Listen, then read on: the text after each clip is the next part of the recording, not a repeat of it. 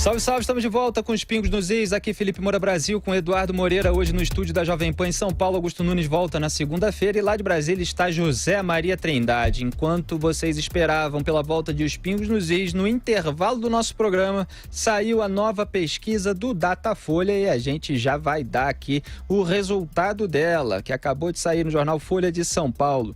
O Jair Bolsonaro lidera a corrida à presidência da República com 26%. Na semana em que foi oficializado o candidato, Fernando Haddad viu sua intenção de voto subir de 9% para 13%. Está empatada numericamente com Ciro Gomes, que manteve sua pontuação. Então, repito, Bolsonaro 26%, Ciro e Haddad empatados com 13% das intenções de voto, metade do Bolsonaro.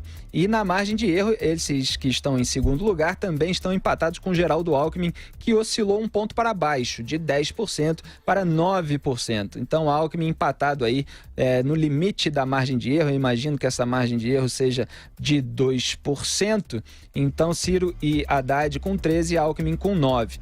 Em curva francamente descendente está Marina Silva, que caiu de 11% para 8%. E hoje tem metade das intenções de voto que tinha quando a sua candidatura foi registrada em agosto. Então, Alckmin 9, Marina 8.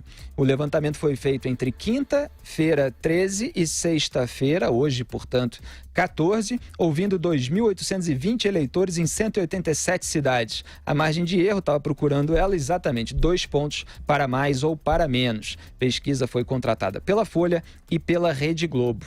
Está aí o resultado e esse resultado está bastante próximo com as pesquisas que vinham saindo. Hoje de manhã teve a pesquisa da XP e também houve, a gente comentou aqui, acho que foi ontem, né? A pesquisa do Instituto Paraná, encomendada pela revista Cruzoé e pela consultoria Empíricos, em que o Bolsonaro também estava com 26%.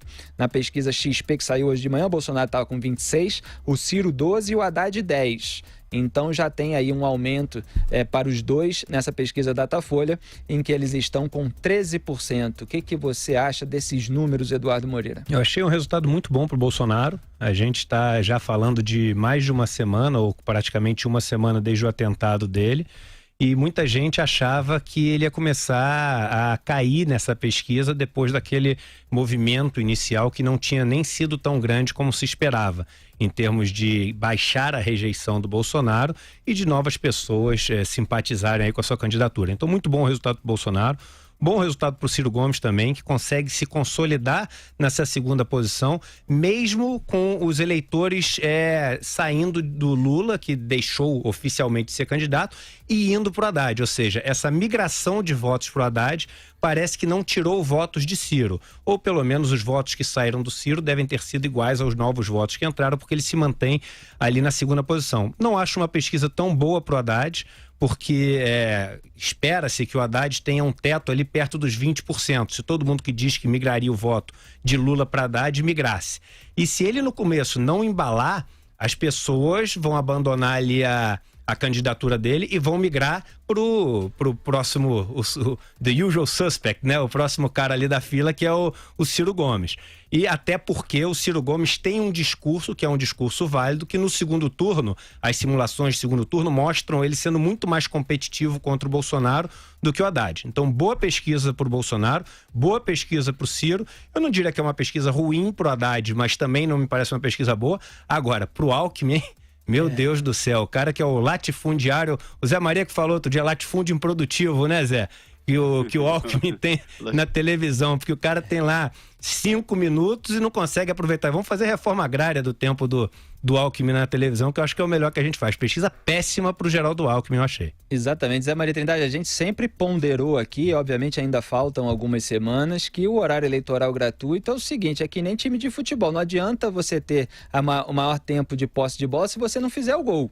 E parece que Geraldo Alckmin não está fazendo gol com o tempo de TV. Vamos ver se alguma coisa vai mudar daqui para frente. Diga lá, Zé Maria, seus comentários. Dava para fazer uma novela. Eu, se fosse estrategista dele, eu inventava novela, um seriado. Uma websérie. Uma animação. Uma minissérie. É muito tempo. Olha, Felipe, a pesquisa confirma o Jair Bolsonaro, embola o meio de campo ali, já era uma situação esperada, né? Agora, eu adoro, Eduardo, a história da tendência e trajetória. Em pesquisa, para mim, a trajetória é muito importante. E veja bem, a trajetória do Jair Bolsonaro é muito importante, de 22, 24, 26, nesta pesquisa, né? Então, uma demonstração de crescendo, mesmo estando em primeiro lugar.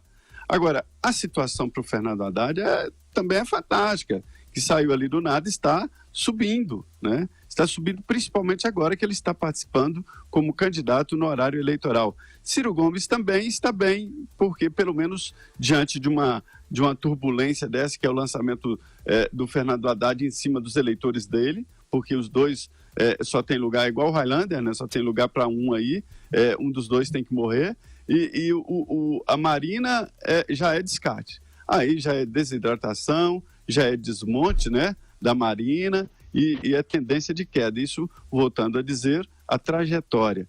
E o Geraldo Alckmin, que estava numa trajetória ali de crescimento pequeno e estável, também embicou, ou seja, perdeu um ponto. E aí também já é cabeça no lixo, ou seja, dificuldades. Então, a pesquisa é esta. É muito boa para o Bolsonaro, né, que mantém a trajetória de alta, mesmo estando em primeiro lugar. Eu digo trajetória de alta, comparando com a própria pesquisa, com as pesquisas anteriores da mesma empresa, do mesmo instituto, né? Da mesma forma que cresceu Fernando Haddad e o Ciro cresceu pouco, mas cresceu. E a Marina cai e o Geraldo Alckmin também, e isso é péssimo. Agora, só um ponto que eu acho que vale a pena falar, eu sendo um cara que venho do mercado, né, que comento muito sobre economia aqui, não deve ser uma pesquisa bem recebida pelo mercado, porque apesar do Bolsonaro estar muito bem, vai ficando muito claro que não tem espaço para o Alckmin nesse segundo turno se as coisas continuarem como estão. E o mercado vendo o segundo turno, estando ali com o Ciro ou Haddad, e os dois com chances reais de ganhar do Bolsonaro, que hoje em dia é meio que o queridinho ali do mercado, eu acho que o mercado não deve responder bem amanhã. Olha, Eduardo, você deve saber mais do que eu, porque eu lido muito com o mercado. Eu aprendi aqui em Brasília de que o mercado, esse mercado que o Vila diz que não conhece, né? Muito prazer, mercado. Quem é? Cadê? É igual aquela história da mulher do Vicente, olha, quem é a bola, né? Chegando no time que é a mais famosa do futebol, a bola, e ela não conhecia a bola. A história é a seguinte: o mercado sabe de tudo na nossa frente. Eu nunca consegui, na minha vida de jornalista, surpreender o mercado com informações quentíssimas do governo. E agora, depois de investigações aqui da Operação Zelote, eu descobri, então era assim, quer dizer, eles mantinham informantes até pagos nos ministérios, e aí era covardia para a velha frase do Watergate, né? Follow the money. E o Eduardo Moreira... Então você sabe que eles já sabiam desse resultado, e é por isso que a situação na economia está nesta instabilidade. E o Eduardo Moreira falou aí das reais possibilidades de vitória, eventualmente no segundo turno, de Ciro Gomes e Fernando Haddad. O Bolsonaro empatou nas projeções de segundo turno, no limite da margem de erro, com o Geraldo Alckmin. O Alckmin ainda ganharia na projeção do Datafolha por 41 a 37 do Bolsonaro. E o Bolsonaro passou numericamente o Fernando Haddad, ainda em empate técnico, mas o Bolsonaro teria 41% contra 40% do petista. E o Bolsonaro segue perdendo nessas projeções para Ciro Gomes e Marina Silva. O Ciro Gomes, que ultrapassou o Alckmin, ganha em todas as simulações de segundo turno. E o desempenho é melhor contra o Fernando Haddad, quando o Ciro teria 45% contra 27% do petista. Tá aí, as projeções, a gente sempre fala aqui em Os Pingos nos Is, que segundo turno é praticamente uma outra eleição, já houve grandes reviravoltas. Nos Estados Unidos a gente tem o exemplo recente do Donald Trump, que não é igual, não é primeiro e segundo turno, mas durante as primárias dos partidos, ele era projetado como tendo 10 pontos a menos do que a Hillary Clinton e acabou ganhando a eleição geral. Então muita coisa pode acontecer, até porque o tempo também de televisão fica distribuído igualmente entre os candidatos que avançarem para a próxima etapa. Mas o Bolsonaro, nas pesquisas que saiu nessa semana, ele se fortaleceu um pouco no segundo turno. Antes ele estava perdendo para todo mundo e no máximo empatando com o Fernando Haddad. Agora ele já conseguiu... Equilibrou o jogo, Equilibrou, né? O jogo. Já está mais ou menos empatado tecnicamente com todo mundo e ainda um pouquinho atrás do Ciro e eventualmente eventualmente do Alckmin aqui, mas em outras pesquisas o resultado é diferente. Agora, o que é interessante é o seguinte, o eleitor que se diz o mais convicto ainda é o do Jair Bolsonaro e 75% dos eleitores do Bolsonaro afirmam que não mudarão de voto. É por esse motivo que muita gente diz que ele já está com a vaga garantida no segundo turno, porque ele está com o dobro das intenções de voto dos que estão empatados em segundo lugar, 26 contra 13 do Ciro e do Haddad, e com 75% de voto consolidado, fica muito difícil ele desidratar a ponto de perder uma das duas vagas para o eventual segundo turno. E o eleitor menos sólido é o do Geraldo Alckmin. 61% dizem que podem mudar de voto. 61% que podem mudar de voto. Então ele só teria, imagino, consolidado aí os 39%, enquanto o Bolsonaro tem consolidado 75%, Eduardo. E aí você, né, usando esses dados que você passou, você vê que Ciro realmente tem chances de ir para o segundo turno, porque eu não consigo ver o eleitor do Geraldo Alckmin indo para o Haddad. Né? Os dois, PT e PSDB, sempre tiveram uma polarização muito grande. A Marina está desidratando também.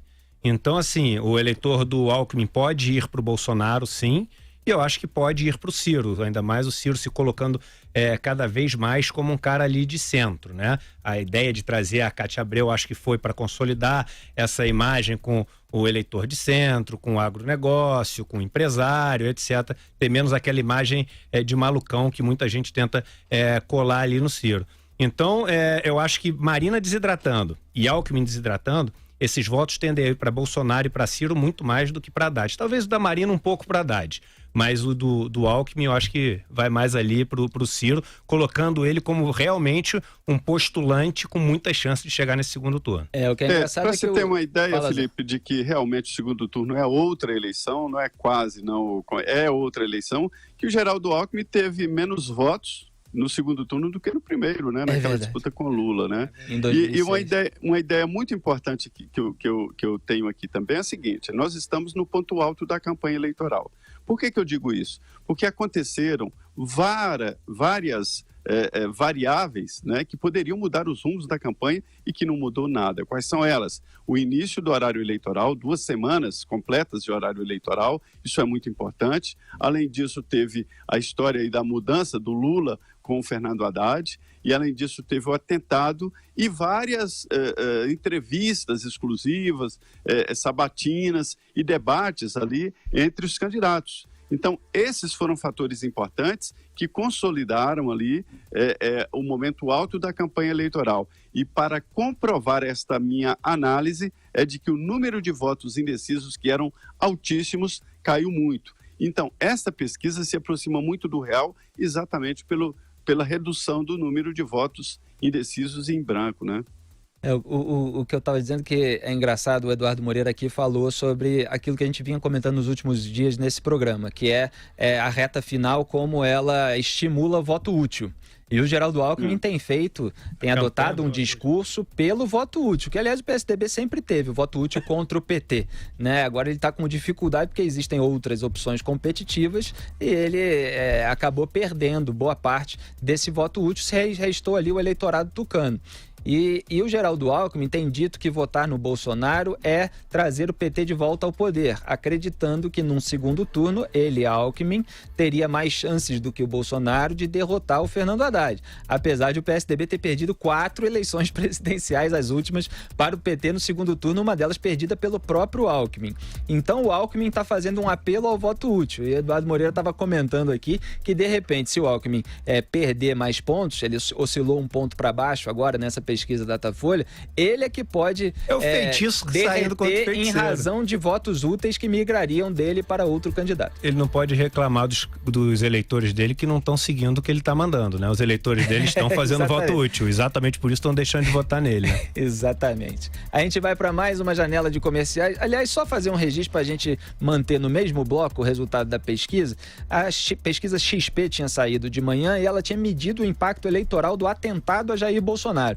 24% dos eleitores responderam que a chance de votar no candidato do PSL cresceu e 10% disseram que diminuiu. O maior crescimento ocorreu entre os indecisos. Então, nessa amostragem ali, o atentado, pelo menos eleitoralmente, obviamente é terrível, tanto para o país quanto para a saúde do candidato, teria beneficiado o Bolsonaro. E aí, no Datafolha, como eu disse agora há pouco, 75% de voto consolidado, pessoas que não vão mudar de voto entre os eleitores do Bolsonaro. A gente vai para mais um intervalo comercial e volta já.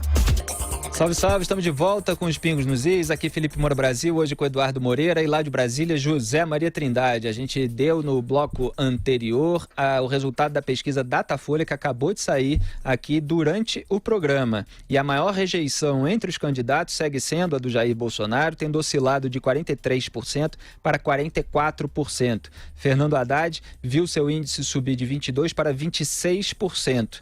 Só que o Haddad ainda é desconhecido de boa parte do eleitorado, pelo menos isso foi detectado pela pesquisa XP divulgada de manhã. E o Haddad está à frente, numericamente, do Geraldo Alckmin, que é rejeitado por 25%. Então, Bolsonaro 44%, Haddad 26%, Alckmin 25%, Marina Silva oscilou de 29% para 30%. Então, na verdade, a Marina está mais rejeitada do que o Haddad e do que o Alckmin, e o Ciro de 20% para 21%. Quer dizer, o Ciro tem aí uma rejeição mais baixa nesse pelotão aí da frente das pesquisas. Também tem uma porcentagem aí de desconhecimento por parte dos eleitores. Na pesquisa XP estava em 8%. O Bolsonaro, só para ter um efeito de comparação, era desconhecido por 5%. Então, o Ciro está na briga aí pela segunda posição. A gente estava comentando no intervalo, Eduardo Moreira, que o que a gente tem visto de modo geral é o Fernando Haddad subindo de uma maneira um pouco acelerada em razão da saída do Lula, e aí tem uma transferência já quase que instantânea de uma parcela dos votos petistas para o Fernando Haddad. O Ciro Gomes também vem crescendo, mas talvez num ritmo menor do que o Haddad. E nessa pesquisa do Datafolha, como a gente comentou no bloco anterior, eles estão empatados em 13%. Então, assim, estão juntos e resta saber como é que vai ser a tendência de crescimento a partir de agora, né, Eduardo? Agora, eu queria entender essa questão da rejeição, né? Porque quando você olha as intenções de votos, elas são relativamente parecidas entre os institutos de pesquisa, porque estão pesquisando dentro do mesmo Brasil. Claro, cada uma tem uma metodologia um pouco diferente, pega uma cidade um pouco diferente da outra, um horário, se pega em domicílio ou se pega na rua, mas se você for ver, é ali 2% para cima, 2% para baixo, dentro da margem de erro. Agora, as rejeições são completamente diferentes. Tem um cara que tem 60%, o Bolsonaro tem 57% de rejeição, e é uma rejeição abaixo de Ciro, de Alckmin, que tem 60%, e nos outros institutos ele chega a ter 20%, 30%. Então, o que eu acho é o seguinte, deveria existir uma padronização do que é rejeição, qual é a pergunta que é feita, para as pessoas poderem usar o mesmo nome para a mesma coisa. Senão a gente fica maluco e interpreta todo errado essas pesquisas. E o problema de interpretar errado pesquisas é porque muitas pessoas tomam as decisões de voto em cima do resultado das pesquisas. As pesquisas, elas induzem as pessoas ao voto útil. Elas criam ondas, elas mostram tetos e potenciais de candidatos. E a rejeição, ela é muito olhada, tanto que a gente vê, a primeira coisa que vem numa pesquisa são as intenções de voto, logo abaixo vem o índice de rejeição dos candidatos. Então, eu acho, fica claro que a rejeição que um pergunta é uma pergunta diferente do outro instituto de pesquisa, mas usam o mesmo nome. Deveria existir uma padronização para isso. Porque eu, como engenheiro que teve a cadeira de estatística, como um cara que estudou economia, que teve a cadeira de econometria, a gente sabe que estatisticamente é impossível fazer a mesma pergunta, tendo uma diferença de mais de 10% no resultado final, como está aparecendo. E de acordo, Zé Maria, com os relatos na imprensa sobre essas duas pesquisas que saíram hoje, a pesquisa XP e PESP de manhã e Datafolha agora, durante o nosso programa, as perguntas são bem parecidas. A pesquisa XP perguntou aos entrevistados em quais candidatos não votariam em hipótese alguma. E a pesquisa do Datafolha mediu a rejeição perguntando aos entrevistados em quem eles não votariam de jeito nenhum. Então são perguntas... É estatisticamente impossível o negócio dar mais de assim, 20% de diferença. Não tem como. A diferença é substancial, porque na pesquisa XP e PESP, a Marina lidera o índice de rejeição com 64%. O Alckmin tem 60%, o Haddad 57%, empatado numericamente com o Bolsonaro, que tem 57%, e o Ciro está empatado tecnicamente, só vem um pontinho atrás com 56%. E no Datafolha, e o Álvaro repete aí Dias, pra 49%. Gente. Agora, no Datafolha, essa rejeição, a diferença do Bolsonaro para os outros é muito maior. Como é que é a Marina no Datafolha? O Bolsonaro está com 44% de rejeição, a Marina tem 30%, o Fernando Haddad tem 26%, Geraldo Alckmin 25% e o Ciro 21%. Como é que pode ter de 21% para ser 57%? Pois é. Isso é caso de polícia. O Ciro tem 21 no Datafolha e 56 na pesquisa XP. Isso é caso de polícia. Para ser a minha pergunta, é claro que o negócio está errado. Não tem a menor dúvida. A Marina tem 30 no Datafolha e tem 64. Tem mais do que o dobro na rejeição na pesquisa XP e PESP. Diga lá, José Maria Trindade. O Eduardo foi no ponto que eu costumo falar aqui no Pingos. Não dá para você duvidar do instituto chamado pesquisa. Na minha opinião, é como duvidar, por exemplo, da lei da gravidade e outras leis da física. Hoje, para se ter uma ideia, tem um curso superior chamado estatística. Isso é uma ciência e é uma ciência exata. O que a gente discute e que contesta, e que o engenheiro aí, Eduardo, está contestando é método e execução do projeto, né? É onde acontecem os erros. E eu chamo, Eduardo, sempre a responsabilidade dos técnicos da pesquisa, porque eu entendo que quando há um resultado diferente ou suspeito, e nesse caso é tão evidente, ele deve pegar todas as pesquisas, todos os formulários, checar os rapazes e moças que foram às ruas fazer as perguntas e talvez, se não houve um erro ali na coleta de dados, né, para alimentar o tabelamento, para alimentar esta definição das pesquisas. Então, primeiro, não há como duvidar de pesquisa, nenhuma pesquisa, porque se trata de uma ciência e uma ciência exata. Mas devemos duvidar e muito do método utilizado, que pode ser um método errado, e devemos desconfiar, inclusive, de pesquisa mal feita, né? Não foi atrás exatamente dos locais que dão uma ideia do todo, que você pega partes para dar uma ideia do todo. Nesse caso da rejeição, são perguntas feitas, basicamente a mesma pergunta, né? Hipótese nenhuma ou de jeito nenhum, ou de jeito maneira, como diz lá em Minas Gerais, né? Mas, assim, a pesquisa pode ter sido feita tomando amostras diferentes, né? Que não representam o todo ou não representam a parte do todo para montar a pesquisa eleitoral. E com essa pergunta indicando mais de um, a pessoa pode indicar um mais rejeitado, outro que o segundo lugar, e o segundo lugar de todos, né, na verdade, não é o mais rejeitado de todos. Então, tem aí uma dificuldade técnica. É evidente também que a rejeição ela interfere na política. Olha, Eduardo e Felipe, a vida ela vai regulamentando todas as novidades. A pesquisa apareceu, era uma coisa solta, se divulgava à vontade. Quando a pesquisa começou a interferir nas eleições, e interferia mesmo, o que houve? Uma regulamentação. Os deputados e senadores falaram, espera aí, vamos definir aqui, não pode pesquisa tantas horas antes da eleição, a pesquisa tem que ser registrada na Justiça Eleitoral, porque senão é crime eleitoral, não se pode fazer pesquisa sem colocar o método, a metodologia usada, como é que foi feito, todo o projeto da pesquisa, né? Então, é assim, a pesquisa é exata, mas para que ela tenha resultados próximos da realidade, ela tem que seguir certos ritos e certas avaliações que talvez, nesse caso da rejeição, fica muito evidente, salta aos olhos, né, a dificuldade.